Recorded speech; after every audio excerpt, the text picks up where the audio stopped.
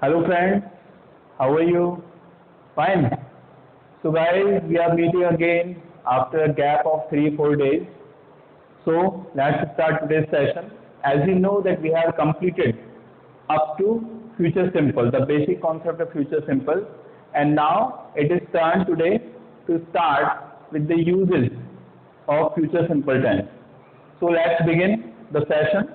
But before starting the session, I would like to repeat the same thing, that please subscribe my YouTube channel and share it with others and press the bell icon also, so that you can get notifications of all my upcoming videos.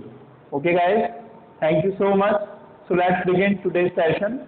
Guys, today we are going to study the uses of future simple tense.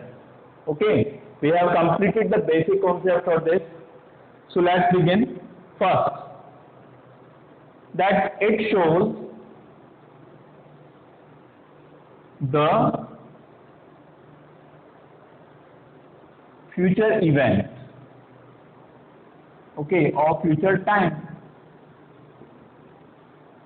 So it's very well known to us, it is clear to us that it shows the future event or future time.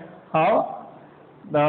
If you find adverbials as next day or next week, okay, or next year, next month, and tomorrow.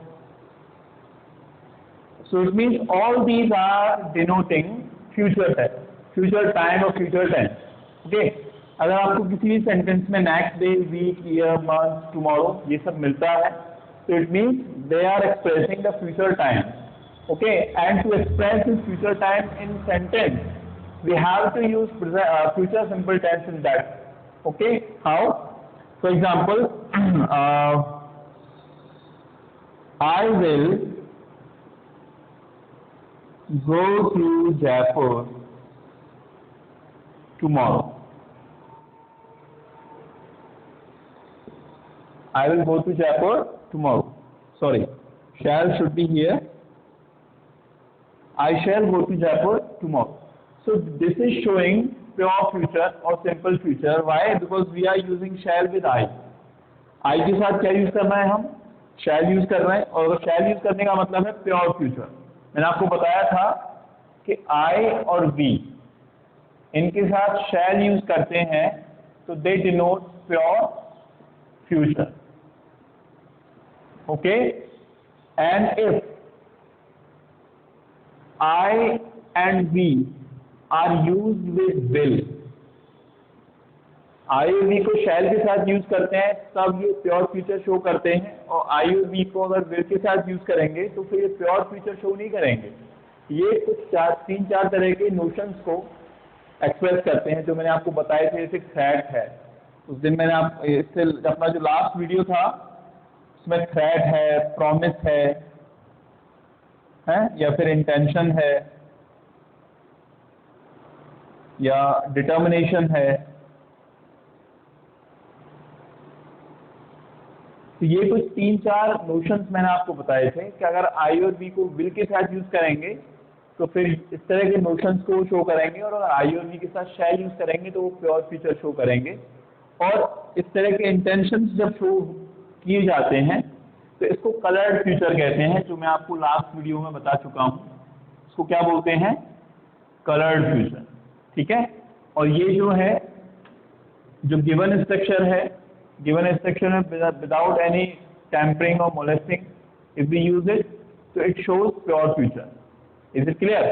ऐसे ही मैंने आपको बताया था कि ही, she, it या दे जो भी है ना, इनके साथ हम विल यूज करते हैं, और अगर विल यूज करते हैं तो वो प्योर फ्यूचर को शो करेंगे. और ही, शी, इट, दे इनके साथ अगर शैल यूज करते हैं तो फिर वो कलर्ड फ्यूचर को शो करेंगे. कलर्ड फ्यूचर मीन्स इसी तरह के नोशंस को वो दिखाएंगे. ठीक है. अच्छा, अब हम आगे चलते हैं. तो ये हो गया आई शैल गो टू जयपुर टुमारो. तो ये जो टुमारो है ये क्या शो कर रहा है? फ्यूचर को शो कर रहा है, फ्यूचर टाइम को शो कर रहा है. और इस फ्यूचर टाइम को शो करने के लिए हम यहाँ पे shall plus first form of the verb use करेंगे. Is it clear? अब देखिए नेक्स्ट, कि हम ये कह सकते हैं कि कोई ऐसी घटना जो नॉर्मली होती है, दैट टेक्स प्लेस नॉर्मली, है ना, सामान्य रूप से जो घटना भविष्य में होगी या होती ही है, उसके लिए भी हम सिंपल फ्यूचर टेंस यूज करते हैं। जैसे हम ये लिखें winter will come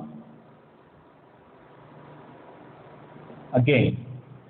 Definitely now we are in summer season right now, and today we can predict, we can say that winter will come again. Yeah, it's a cycle of season, and according to the cycle of season, winter will definitely come again. So ये जो घटना है, ये जो event है, ये होगी, definitely होगी, है ना, निश्चित रूप से ये होगी ही। ठीक है, तो इसमें हम ये कह सकते हैं कि हाँ भविष्य में इसको होना ही है, और भविष्य में होना है तो उसमें हम सिंपल फ्यूचर यूज कर सकते हैं। या फिर जैसे ये है bird will build their nest, bird will build their nest, कि पक्षी जो है वो अपना घोंसला बनाएंगे ही, कहाँ रहेंगे, उनको रहने के लिए भी घर चाहिए। तो ये एक सिंपल फ्यूचर है, ये फ्यूचर इवेंट है, वो होगा, है ना। हम तो ह्यूमन बीइंग्स की अगर हम बात करें कि हमारे पास किसी के पास घर नहीं है, तो वी ट्राई टू मैनेज, है ना कहीं मैनेज करने की कोशिश करते हैं कि एक घर हमारा हो। ठीक है, तो बिल्कुल वैसे ही कि bird they also try to build their nest, so we can say birds will build their nest, we can say winter will come again। इसका मतलब इस तरह की घटनाएं जो भविष्य में होनी ही है, उनको हम इस तरीके से शो कर सकते हैं सिंपल फ्यूचर टेंस के थ्रू। ठीक है, नेक्स्ट, अब नेक्स्ट है कंडीशनल सेंटेंसेस में। नेक्स्ट जो यूज है वो है कंडीशनल सेंटेंस, कंडीशनल सेंटेंसेस, यानी अगर हिंदी में कहें तो शर्त वाले वाक्य। और इसमें क्या होता है, टाइम क्लॉज। ठीक है, टाइम क्लॉज। तो टाइम क्लॉज में तो हम क्या यूज करते हैं, future simple, sorry present simple, और उसका जो मेन क्लॉज है उसमें हम यूज करते हैं फ्यूचर सिंपल। कैसे, जैसे हम ये लिखे हैं if he comes to me I will help। ठीक है, if he comes to me, तो ये हो गया टाइम क्लॉज, ये हो गया मेन क्लॉज।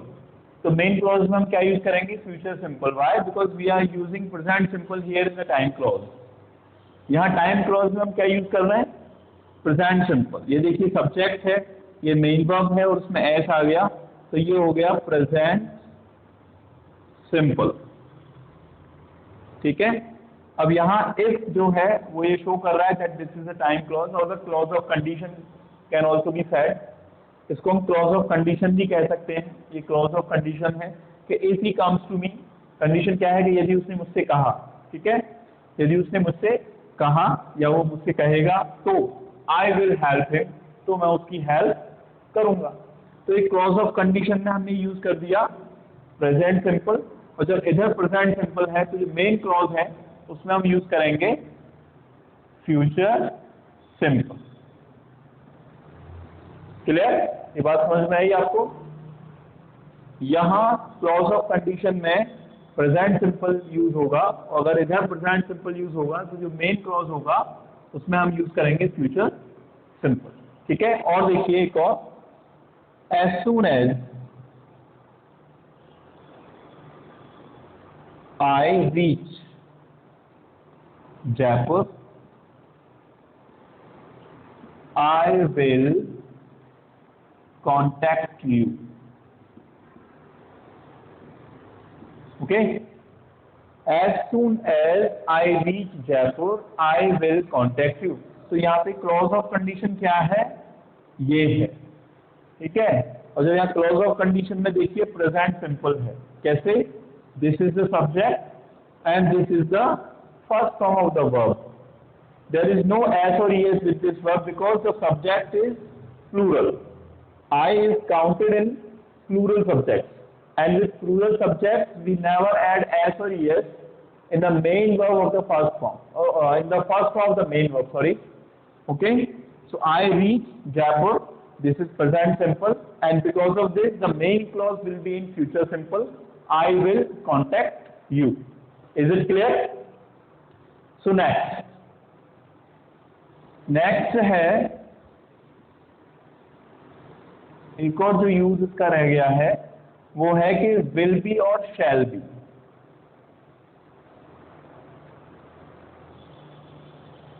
इस विल बी और शैल बी के बारे में हम फ्यूचर कॉन्टिन्यूस टेंस में भी पढ़ेंगे। अभी अपने जो नेक्स्ट वीडियोस होंगे उसमें हम इसके बारे में पढ़ेंगे, लेकिन वहाँ कुछ अलग स्ट्रक्चर होगा इसका, यहाँ कुछ अलग है। जैसे देखिए, एक प्रेडिक्शन के लिए इसको यूज किया जा सकता है। किसके लिए? प्रेडिक्शन। इसके लिए प्रेडिक्शन के लिए यूज किया जा सकता है, या फिर इंटेंशन ऑल्सो। इंटेंशन कहते हैं इरादा, प्रेडिक्शन कहते हैं भविष्यवाणी। तो प्रेडिक्शन के लिए या इंटेंशन के लिए हम ये वाला स्ट्रक्चर यूज करते हैं। कैसे? जैसे ये कहें हम कि he will be 25 next week. ठीक है, नेक्स्ट वीक। नेक्स्ट वीक लिखना चाहो, वीक नहीं तो आप कोई और डेट लिख सकते हो, या नेक्स्ट मंडे ऐसे कर सकते हो। ठीक है, नेक्स्ट मंडे को वो कितने का हो जाएगा? 25, यानी उसकी उम्र 25 साल हो जाएगी। क्लियर? तो यहाँ ये जो यूज है ये विल बी का यूज है, होगा। इसके लिए होगा। ठीक है, और फ्यूचर कंटिन्यूअस में क्या होता है? हो रहा होगा। फ्यूचर कंटिन्यूअस में जो हम बोलते हैं, जो हिंदी ट्रांसलेशन होता है, वो किसी भी काम के बारे में एक पॉसिबिलिटी है कि शायद इस टाइम पे वहां पे ऐसा हो रहा होगा। ठीक है, और लेकिन यहाँ पे हो रहा होगा नहीं है, यहाँ पे है होगा, कि नेक्स्ट मंडे को उसकी उम्र 25 साल की होगी, यानी कि वो 25 साल का हो जाएगा। ठीक है, और देखिए, इट विल बी जन्माष्टमी।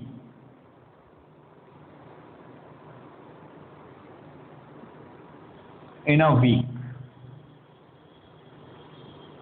ठीक है, ये कहें हम, it will be Janmashtami in a week, कि भाई अगले एक वीक में जन्माष्टमी का त्योहार आने वाला है या होगा।